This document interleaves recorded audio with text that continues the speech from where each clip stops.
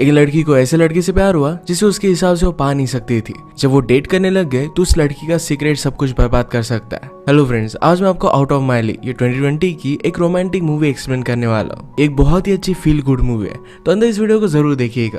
अगर आपको वीडियो अच्छा लगता है तो प्लीज लाइक और कमेंट जरूर कर दीजिए। बिना किसी देरी के एक्सप्लेनेशन स्टार्ट करते हैं।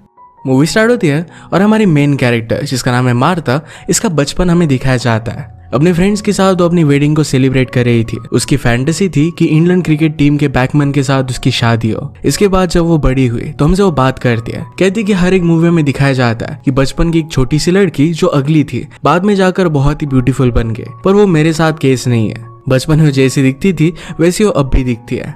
आज वो अपने फ्रेंड्स के साथ अपने घर में मूव हो रही थी। उसके फ्रेंड का नाम था जैकोबो और बचपन से वो बहुत ही फैशनेबल था। घर में आते ही तुरंत उसके फ्रेंड्स रूम्स को लेकर झगड़ने लग जाते हैं। उसकी फ्रेंड्स में फेड्रिका भी थी। फेड्रिका हमेशा से बहुत ही स्मार्ट थी। जब वो 13 इयर्स की थी तभी अपने पेरेंट्स को उसने बता दिया था कि वो लेस्बियन है। सबसे बड़े रूम को लेकर इन सब में झगड़ा होने लग गया था, तो मार्था लिस्ट बनाने लग गए, पर ये पिलो फाइट करने लग जाते हैं। इन तीनों में एक बहुत ही ब्यूटीफुल सी फ्रेंडशिप थी। अचानक से डस्ट की वजह से मार्था को जरा तकलीफ होने लग गई। वो हमसे कहती कि मुझे एक बीमारी है, मुकोविस्कोडियोसिस, शायद इसका प्रोनाउंसिएशन मैंने गलत किया। इस बीमारी की वजह से ज्यादा डस्ट की जगह पर वो नहीं जा सकती, ज्यादा एग्जॉशन नहीं कर सकती। इसी के साथ साथ पानी जहाँ पर होता है वैसे प्लेसेस पर वो नहीं जा सकती। उसकी लाइफ एक्सपेक्टेंसी बहुत ही कम है। अगर उसे अटैक आता है तो कभी भी मर सकती है। मार्था हमसे कहती है कि सबसे बुरी बात यह है कि जैसे मूवीज में दिखाया जाता है, मेरी जैसी बीमारी जिस लड़की को होती है उसके पास एक बहुत ही हॉट सा बॉयफ्रेंड होता है, पर वो मेरे पास नहीं है। उसकी पर्सनैलिटी हमेशा से फनी और अपलिफ्टिंग है। अभी अभी उसके पेरेंट्स की डेथ हो गई थी, इसी वजह से घर में मूव हो रहे थे। अभी जो उसे अटैक आया था इसके बाद वो डॉक्टर के पास आए। डॉक्टर उसे कहते हैं कि जो फिजियोथेरेपी हम तुम्हारे लिए कर रहे थे अब वो काम नहीं कर रही। वैसे इसमें ज्यादा वरी करने की जरूरत नहीं है, अब भी तुम्हारी हेल्थ फाइन है। उसे एक अच्छा पॉजिटिव एटीट्यूड रखने के लिए कहते हैं। मार्था एक सुपर शॉप में डिस्काउंट अनाउंसमेंट करने का काम करती थी, जो उसे बहुत पसंद आता है। जब भी अनाउंसमेंट करती है तो अपनी सिलेक्टिव सी वॉइस में करती है, जिससे सारे लोग वही के वही थम जाते हैं। उसकी आवाज की वजह से हमेशा कोई ना कोई कस्टमर उसे मिलना चाहता है, पर वो किसी को भी भाव नहीं देती। घर पे वो टिंडर पर स्वाइप कर रही थी और उसके फ्रेंड्स बाहर जा रहे थे। वो स्वाइप राइट भी ऐसे लड़के को करती है जो कभी भी उसे भाव नहीं देंगे। वो कहती कि ऐसा रिजेक्ट होने का मजा ही कुछ अलग है। उसके फ्रेंड्स उसे इस तरीके से घर पर नहीं रहने देने वाले थे, तो जबरदस्ती उसे ड्रेसअप कराकर पार्टी में लेकर जाते हैं। फेडरिको और जाकोबो आज उसे कुछ बताना चाहते थे, पर इस बात के लिए नर्वस थे। वो उनकी कुछ बात सुन पाती इससे पहले उसे एक बहुत ही हैंडसम सा लड़का दिखता है। ये हमारा और एक मेन कैरेक्टर है और इसका नाम है आर्तुरो। आर्तुरो के पास मार्था का एक फ्रेंड बैठा हुआ था, तो उसके साथ बात करने का वो प्रिटेंड करती है। वो आर्तुरो की सारी बातें सुन रही थी। उसका नाम पता चलने के बाद सोशल मीडिया पर उसे ढूंढने लग गए, पर उसे मिलता नहीं। उसने नोटिस किया कि उसका फ्रेंड आर्तुरो को जानता है, तो उसके फोन को उसने चोरी कर लिया। आर्तुरो के सारे कॉन्टैक्ट डिटेल्स खुद को उसने फॉरवर्ड कर दिया और इसमें अपने फ्रेंड का फोन नीचे गिर जाता है। बेचारा हर जगह उसे ढूंढते ही रह गया था। इन्फो मिलने के बाद हर जगह पर उसे स्टॉक करने लग गए। उसके बारे में सारी इन्फॉर्मेशन वो निकाल लेती है। एक्साइटेड होकर अपने फ्रेंड्स को बताने के लिए गई तो उसने नोटिस किया कि फेड्रिका और जाकोबो दोनों इंटीमेट हो रहे थे। ये उसे बहुत ही वियर्ड लगता है क्योंकि फेड्रिका लेस्बियन है और जैकोबो गे है। उन्होंने डिसाइड किया था कि उन्हें एक बेबी चाहिए और इसी वजह से ये तरीका उन्होंने अपनाया हुआ था। उसे कहते कि हमने तुम्हें बताने की बहुत कोशिश की थी। यह सब मार्था के लिए बहुत ही वियर्ड था। उन्हें कहते कि तुम दोनों को मुझे हेल्प करनी पड़ेगी, तभी मैं तुम्हें माफ करूंगी। आर्तुरो एक प्राइवेट क्लब में कायाकिंग करता था, तो उसे स्टॉक करने के लिए मार्था याकोबो को लेकर आती है। उसे उन्होंने अंदर जाते देखा तो उसका पीछा करता है। वहाँ की रिसेप्शनिस्ट उन्हें कहती कि ये प्राइवेट क्लब है, अब इस तरीके से अंदर नहीं जा सकते। मार्था उसे अपनी बीमारी के बारे में कहती है। उसने कहा कि मेरे पास एक बकेट लिस्ट है, उस लिस्ट में इस क्लब में जाना मेरे लिए बहुत इंपॉर्टेंट है। रिसेप्शनिस्ट को उसके लिए बुरा लगा और यहाँ की ट्रिप देने के लिए वो मान गए। इस ट्रिप के बीच में से वो भाग जाती है और आर्तुरो को देखने लग गए। वो उसके लॉकर रूम में चली गई और उसकी सारी चीजें वो देख रही थी। वो आज जहाँ पर भी जा रहा था उसके वो पीछे पीछे ही जाती है। वो जिस स्पून से लंच कर रहा था ये स्पून उसने चोरी कर लिया। जिस बुक्स को उसने हाथ लगा ये वो बाय कर लेती है। वो इन सारी चीजों को बहुत ही अच्छे से रख रही थी। उसे आर्तुरो के बारे में पता चला था उसके फादर कायाकिंग किया करते थे और इसी वजह से वो कम्पीट कर रहा है। उसके ग्रैंडफादर ने इंजीनियरिंग की थी और इसी वजह से वो भी वही कर रहा था। उसके खुद के लाइफ डिसीजन कुछ भी नहीं थे। मार्था को अभी फेड्रिका और याकोबो में जो रिलेशनशिप थी बहुत ही अजीब लग रही थी। वो याकोबो से पूछती कि तुम ये सब कर क्यों रहे हो, मेरी डेथ हो जाएगी, क्या इसी वजह से तुम अपनी फैमिली बढ़ाना चाहते हो। याकोबो कहता है कि मैं मेरी चाइल्ड की लाइफ अच्छी कर सकता हूँ और मार्था का इलनेस ये उसके पीछे का रीजन था ही।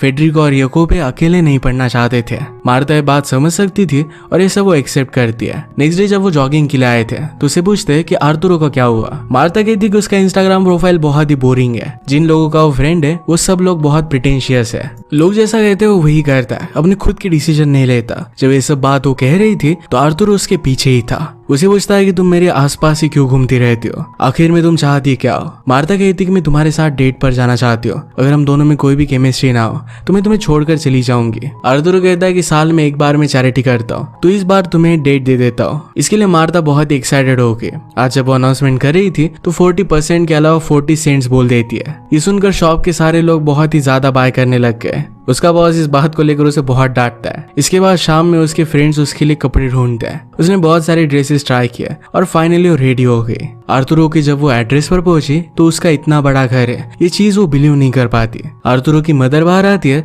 तो उसके मुंह से एक भी बात बाहर नहीं आती। आर्तुरो ने मार्ता को इंट्रोड्यूस किया। मदर को नहीं पता था कि मार्ता भी उन्हें डिनर के लिए ज्वाइन कर रही है। ये एक फैमिली डिनर था। इस डिनर पर आर्तुरो के पेरेंट्स उनके फ्रेंड की बेटी के साथ उसे सेटअप करने वाले थे। उन्हें गुस्सा देने के लिए उसने मार्ता को बुलाया हुआ था। फ्रेंड की जो बेटी है इसका नाम है बीट्रिस। मार्ता को यहाँ पर देखना उसे थोड़ा सा भी अच्छा नहीं लगता। आर्तुरो के पेरेंट्स उसे पूछते हैं कि तुम दोनों मिले कैसे। आर्तुरो कहता है कि मैंने इसे 1 मंथ पहले देखा था और देखती मुझे बहुत अच्छी लगी थी। इस तरीके से प्रिटेंड करना मार्ता को अच्छा नहीं लगा और जो भी हुआ था ये सब कुछ सच सच वो बता देती है। आर्तुरो के फादर ने पूछा कि तुम करती क्या हो। वो कहती कि मैं साइकोलॉजी स्टडी कर रही हूँ, पर मैं एक वॉइस आर्टिस्ट भी हूँ। वो अपने बारे में सब कुछ ओपनली बताती है और गुस्से में वहां से जाने लग गई। आर्तुरो उसके पीछे आया। मार्ता उसे कहती कि अगर कोई चीज करने का तुम्हारा मन ना हो तो तुम ना कह सकते हो, अब हम दोनों हमारी लाइफ में लौट जाएंगे। वो जल्दी घर पर आए तो उसके फ्रेंड्स उसे सपोर्ट देते हैं। जो भी हुआ था इस वजह से उसे बहुत बुरा लग रहा था, किसी भी चीज में मन नहीं लगता। तो उसके डोर के नीचे से आर्तुरो ने उसे एक लेटर भेजा। उसे पूछता है कि क्या इस बार तुम मेरे साथ रियल डेट पर चलोगी। मार्ता गुस्से में कहती कि मर जाऊंगी पर तुम्हारे साथ नहीं आऊंगी। बाद में वो रियलाइज करती कि उसे तो जाने का मन था तो उसने डोर ओपन कर लिया। उसे शाम में पिकअप करने के लिए अपना घर का एड्रेस और टाइम बता देती है। आर्तुरो शाम में उसे एक बहुत ही अच्छे से रेस्टोरेंट में लेकर गया। यहाँ का मेन्यू भी बहुत ही डिफिकल्ट था, जिसमें कुछ भी समझ में नहीं आ रहा था। आर्तुरो मार्ता के लिए ऑर्डर देता है। इसके बाद ये दोनों एक दूसरे से क्वेश्चन पूछने लग गए। मार्ता कहती है कि खुद को डिस्क्राइब करो। वो कहता है कि मैं जनरस हूँ, इम्पेशेंट हूँ और वेरी हूँ। उससे पूछता है कि तुम मुझे लाइक क्यों करती हो। मार्ता ने कहा कि तुम बहुत ही हैंडसम हो। वो कहता है कि अगर तुम कुछ भी चीज विश कर पाओ तो तुम क्या करोगी। मार्ता कहती है कि मैं विश करती हूँ कि मेरे पेरेंट्स अब भी जिंदा होते हैं। मार्ता को जो बीमारी है वही उन्हें भी थी और बहुत जल्दी उनकी डेथ हो गई थी। ये सब डिनर पर बात करना बहुत ही डिप्रेसिंग हो गया था। वो कहती है कि मैं मेरी विश चेंज करती हूँ। वो यहाँ का खाना नहीं खाना चाहती थी। ये सुनने के बाद आर्तुरो और वो वहां से गायब हो गए। मार्ता उसे डायरेक्टली अपने सुपर शॉप में लेकर आई। कीज से वो लाइट लगाती है और इसके बाद अनाउंसमेंट देने के लिए चली गई। उसे गाइड करती है कि फूड आइटम्स उसे कहाँ पर मिलेंगे। उसने सब कुछ पिक किया और फिर गार्डन के सेक्शन में वो चले गए। मार्ता उसे पूछती है कि तुमने अपनी लाइफ में आई लव यू कितनी बार कहा है। आर्तुरो कहता है कि मैंने कभी भी नहीं कहा। मार्ता कहती है तुम्हारी तो 2 साल की गर्लफ्रेंड थी, उसका क्या हुआ। आर्तुरो कहता है कि मैंने आई लव यू नहीं कहा, उसी वजह से हमारा ब्रेकअप हुआ था। उसे पूछता है कि जब तुम 60 साल की हो जाओगी तब खुद को कैसे देखती हो। इस बात से मार्ता को सैड लगा, पर अपनी बीमारी के बारे में फर्स्ट डेट पर वो नहीं बता सकती। तो उसे कहती है कि मेरे एक ऑथर के साथ शादी हो गई होगी, उसे 3 चिल्ड्रन होंगे और वो बहुत ही खुश होगी। मार्ता उसे पूछती है कि क्या तुम्हें प्लानिंग अच्छी नहीं लगती। आर्तुरो कहता है कि मेरे फ्रेंड्स, फैमिली, इन्हीं सब लोगों ने मेरे पूरी लाइफ के डिसीजन लिए है। इन्होंने फिर बहुत सारे अलग अलग चीजों पर बात की और इनका डिनर डेट बहुत ही अच्छा गया था। वो घर आने पर उससे पूछती है कि जिन भी लड़कियों के साथ तुम डेट पर गए हो क्या मैं उन सब से बहुत ही अगली हूँ। आर्तुरो हंसकर इस पर ना कहता है, पर मार्ता को पता था कि वो झूठ बोल रहा है। आर्तुरो पूछता है कि जैसे तुमने इमेजिन किया था क्या ये डेट वैसे ही थी। मार्ता इसके लिए हाँ कहती है। उसने उसे पूछा कि क्या तुम ऊपर आना चाहते हो, तो आर्तुरो इसके लिए हाँ कहता है। इसके बाद वो ऊपर आए और इंटीमेट होने लग गए। मार्ता लाइट बंद कर रही थी, पर आर्तुरो कहता है कि मुझे तुम्हें देखना है, तुम बहुत ब्यूटीफुल हो। अगली सुबह अपने क्लास की वजह से वो चला जाता है। उसे जाता देख मार्ता के फ्रेंड्स उसे पूछते हैं कि तुम दोनों में चल क्या रहा है। मार्ता कहती कि अब तक मुझे पता नहीं है। वो घर पर आया तो उसके पेरेंट्स उसकी डेट के बारे में डिस्कस कर रहे थे। उसकी मदर कह रही थी कि सिर्फ हमें चिढ़ाने के लिए ये सब चीजें वो कर रहा है। फादर को मार्ता पसंद आई थी क्योंकि एक्चुअल में वो स्मार्ट है। आर्तुरो मार्ता को टेक्स्ट करता है और कहता है कि आज रात तुम कर क्या रही हो। मार्ता कहती है कि एक म्यूजिक के प्लेस पर हम चलते हैं। मार्ता उसे कैरियोके के लिए लेकर आई थी। आर्तुरो कहता है कि मैं सिर्फ बाथरूम में सिंग करता हूँ। वो उसे वहां छोड़कर रेस्टरूम में चली गई और जब वो वापस आई तो आर्तुरो उसके लिए एक बहुत ही ब्यूटीफुल सा गाना गाता है। इसके बाद इनकी डेटिंग लाइफ स्टार्ट हो गई थी। जितनी वियर्ड चीजें मार्ता करती थी इन सब में आर्तुरो उसका साथ देता था। एक दिन जॉगिंग करते हुए मार्ता को खांसी आने लग गई, पर इस बात को टाल देती है। आर्थुरो ने कहा कि तुम्हें डॉक्टर के पास जाना चाहिए। अपना रेगुलर चेकअप करने के लिए डॉक्टर के पास आके अपनी रिलेशनशिप से वो बहुत खुश थी। फेडरिका उसे कहती है कि तुम्हारी रिलेशनशिप अब आगे बढ़ रही है, तुम्हें आर्थुरो को सब कुछ सच सच बता देना पड़ेगा। मार्था कहती कि मेरे पास जो भी मूवमेंट है ये मुझे बहुत ही प्रीशियस लगता है और सब कुछ सच सच बताकर इसे वो बर्बाद नहीं करना चाहती। डॉक्टर ने उसका चेकअप किया और सब कुछ बहुत ही नॉर्मल था। नेक्स्ट डेट पर आर्थुरो उसे एक बहुत ही बड़े पैलेस में लेकर आता है। पूरे पैलेस की उसके पास चाबी थी। अपनी कीज से उसने फाउंटेन स्टार्ट कर दिया। मार्था को जो कलर पसंद था यही कलर की उसने उसे बना दिया। इसके बाद उसे बोटिंग के लिए लेकर आता है। जैसे कि हमें पता है कि मार्था वेट प्लेसेस पर नहीं जा सकती, पर फिर भी आर्थुरो को कुछ भी बताती नहीं। उसे ठंड लग रही थी तो आर्थुरो ने अपना जैकेट उसे दिया। उसे कहता है कि क्या तुम मुझ पर ट्रस्ट करते हो? मार्था कहती कि ऑफ कोर्स करती हो। आर्थुरो ने कहा कि मैं तुमसे बहुत प्यार करता हूँ। अचानक से मार्था को खांसी आने लग गई। उसकी तबीयत खराब होने लग जाती है और नीचे पानी में वो गिर गई। उसने आर्थुरो से कहा कि मैं ठीक हूँ और इसके बाद वो वहां से भाग जाती है। डायरेक्टली वो हॉस्पिटल में एडमिट हो गई थी। डॉक्टर का उसके फ्रेंड्स को कॉल आता है जो उसके लिए बहुत ही वरीड थे। डॉक्टर रिपोर्ट्स लाकर उसे कहते हैं कि तुम्हें सिर्फ एक इन्फेक्शन है, ज्यादा कुछ ये सीरियस नहीं है, तुम्हें फ्यूचर में और भी ख्याल रखना चाहिए। उसके फ्रेंड्स उस पर गुस्सा थे और कहते कि तुम्हें इस तरीके से रिस्क नहीं लेनी चाहिए। अगर उसने ख्याल रखा तो 50 साल से भी वो ज्यादा जी सकती है। मार्था कहती है बाबू शायद जिंदगी बड़ी होनी चाहिए, लंबी नहीं। जो आर्थुरो के साथ उसकी मेमोरीज है ये बहुत ही ब्यूटीफुल है। उसके पास अगर कम भी टाइम हो फिर भी वो डिजर्व करती है। फ्रेंड्स के जाने के बाद मार्था ने डॉक्टर से बात की। वो कहती कि मैं बहुत सारे डॉक्टर बदल सकती थी, पर मुझे पता होता है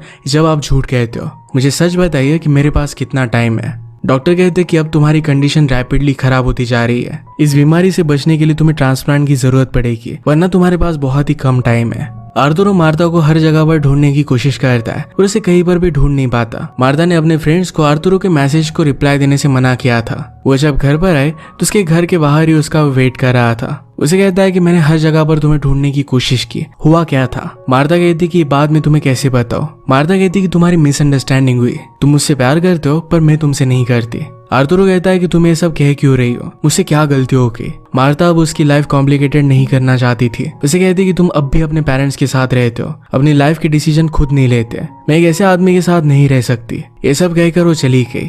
आर्थुरो इन सब बातों से बहुत ही सैड हो गया था। उसके फ्रेंड्स उसे क्लब में लेकर आते हैं। क्लब में उसके पास बीएट्रिस आई। वो खुद उसे किस कर लेती है। आर्थुरो के फ्रेंड्स ने इसकी वीडियो बना ली थी और सोशल मीडिया पर पोस्ट कर देते हैं। इसके बाद उसे घर पर लेकर गई और उसके साथ इंटीमेट होना चाहती थी, पर आर्थुरो इसके लिए उसे मना कर देता है। कहता है कि अगर मैंने ऐसा किया तो सिर्फ मार्था से बदला लेने के लिए किया ऐसा होगा, तो उसे हर्ट नहीं कर सकता। और रात में बहुत ही लेट घर पर आता है। उसकी मदर कहती कि तुम थे का, हम तुम्हारे लिए बहुत वरीड थे। उसे मार्था के बारे में पूछते हैं। आर्थुरो ने कहा कि उसने मुझसे ब्रेकअप कर लिया। मदर इस बात से सरप्राइज थी तो आर्थुरो कहता है कि हर कोई हमारे प्रॉपर्टी के पीछे नहीं होता। मदर कहती कि हमारे पैसों की वजह से ही तुम्हें सब कुछ फैसिलिटीज मिली है, तुम अपनी लाइफ अच्छी तरीके से जी पा रहे हो। आर्थुरो कहता है कि मेरी लाइफ का कोई भी डिसीजन मेरा खुद का नहीं है। वो इसके लिए अपनी मदर को ब्लेम कर रहा था। मदर कहती कि मैंने तुम्हारे फादर से शादी तुम्हारे ग्रैंडफादर की मर्जी के खिलाफ की थी। वो इस बात से मुझ पर बहुत ही गुस्सा थे और उन्होंने मुझे घर से बाहर निकाल दिया। जब मैंने तुम्हारे फादर से शादी की तो उस दिन मुझे लग रहा था कि वो शादी में प्रेजेंट हो, पर वो नहीं आए। तुम्हारे ग्रैंडफादर की डेथ हो जाने के बाद उन सब चीजों में मुझे एक लेटर मिला। उसे मुझे पता चला था कि